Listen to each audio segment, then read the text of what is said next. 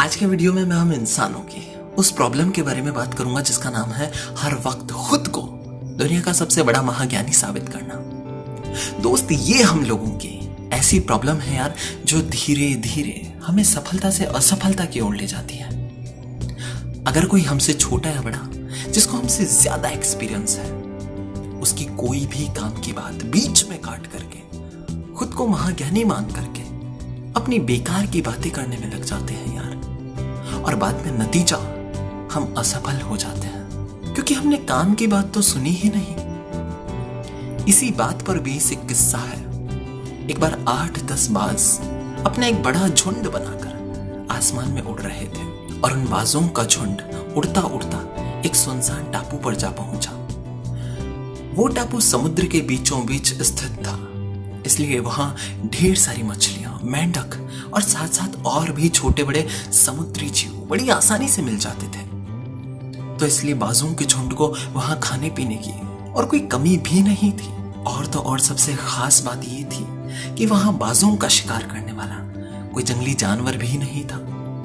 इसलिए बाज वहां बड़े खुश थे और वे वहां बड़े आराम से रहने लगे, क्योंकि इतना आराम का जीवन, जिंदगी में इतना सुकून उन्होंने पहले कभी नहीं देखा था, और साथ ही बिना मेहनत के खाने पीने को मिल जाता था। इसलिए उन सब ने वहां रुकने का फैसला किया। बाजों के उस झुंड में अधिकांश बाज युवा थे।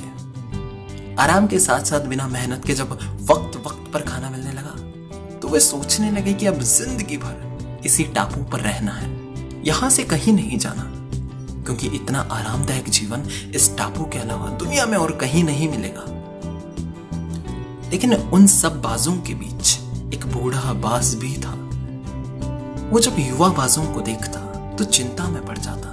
वो सोचता कि यहाँ के आरामदायक जीवन का इन युवा बाजों पर क्या असर पड़ेगा। क्या वे वास्तविक जीवन का अर्थ समझ पाएंगे? यहाँ इनके सामने किसी प्रकार की कोई चुनौती नहीं है। ऐसे में जब कभी मुसीबत अचानक से इनके सामने आ गई तो ये कैसे उसका मुकाबला करेंगे? बहुत सोचने के बाद एक दिन बूढ़े बाज ने सभी बाजों की सभा बुलाई। अपनी चिंता जाहिर करते हुए उसने सब बाजों से कहा कि इस टापू पर रहते हुए हमें बहुत दिन हो गए। मेरे विचार से अब हमें वापस उसी जंगल में चलना चाहिए जहां से हम यहां पर रहे थे। यहां हम बिना चुनौती का जीवन जी रहे हैं। ऐसे में हम कभी भी मुसीबत के लिए तैयार नहीं हो पाएंगे, और कभी मुसीबत अचानक हमारे सामने आ गई तो हम उसका सामना भी नहीं कर पाएंगे। युवा बाजों ने उस उम्र दराज बाज की बात सुनकर भी अनसुनी कर दी।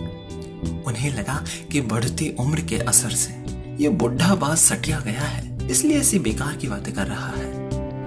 उन्होंने टापू की आराम की जिंदगी छोड़कर जाने से मना कर दिया। उस बूढ़े बाज ने हर तरीके से उन सबको समझाने की कोशिश की कि तुम सब ध्यान नहीं दे रहे हो मेरे दोस्त। आराम के आदी हो जाने के कारण तुम सब लोग उड़ना तक भूल चुके हो। ऐसे में अगर मुसीबत आई तो क्या करोगे? मेरी बात मानो, मेरे साथ चलो। लेकिन उस बूढ़े बाज की बात किसी ने नहीं मानी। वो बूढ़ा बाज अकेला ही उस टापू से जंगल की ओर चला गया। कुछ महीने बीते। एक दिन बूढ़े बाज ने सोचा कि क्यों ना आज टापू पर चलकर उन जवान बाजों की खोज खबर ली जाए। वो उड़ता उड़ता उस टापू पर पहुंचा, और टापू पर जैसे ही वो बूढ़ा बाज पहुंचा, वहां का नजारा देखकर उसकी आंखें फटी की फटी रह गई। उस टापू का पूरा नजारा बदला हुआ था। जहां देखो वहां उन बाजों की लाशें कट पीट कर पड़ी हुई थी। कई बाज लहू लुहान और घायल पड़े हुए थे। हैरान बूढ़े बाज ने एक घायल बाज से पूछा कि ये क्या हो गया? तुम लोगों की ये दशा कैसे हुई? उस घायल बाज ने बताया कि आपके जाने के बाद हम इस टापू पर बड़े मजे की जिंदगी जी रहे थे, लेकिन एक जहाज ने यहां पर चीते छोड़ दिए। शुरू में तो उन चीतों ने हमें कुछ नहीं किया, लेकिन कुछ दिनों बाद जब उन चीतों को आभास हुआ कि हम लोग उड़ना भूल चुके हैं, हमारे पंजे और नाखून इतने कमजोर पड़ चुके हैं कि हम तो किसी पर हमला करने लायक भी नहीं रहे, और ना ही अपना बचाव खुद कर सकते हैं। तो उन्होंने एक एक करके हमें मारकर खाना शुरू कर दिया। उन्हीं के कारण हमारा यह हाल हुआ है, और शायद ये हाल होना ही था, क्योंकि हमने आपकी बात जो नहीं मानी थी, और ये हमें आपकी बात ना मानने का ही फल मिला है। उस दृश्य को देखने के बाद उस बूढ़े बास की आंखें एकदम नम हो चुकी थी, और वो घायल बास अपना दम तोड़ चुका था।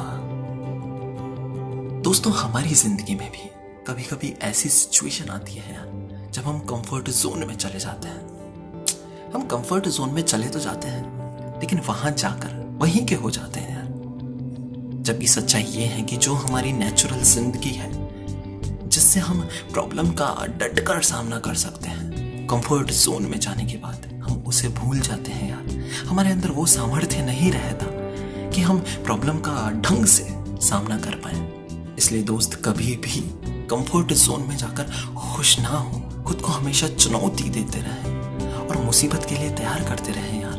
और मेन चीज ये कि जब भी कोई हमसे छोटा या बड़ा, जिसको हमसे ज्यादा एक्सपीरियंस है, अगर कोई हमें काम की बात बताए, तो खुद को महाज्ञानी समझ करके, खुद को एक सफल इंसान समझ करके बीच में लेक्चर ना दें यार।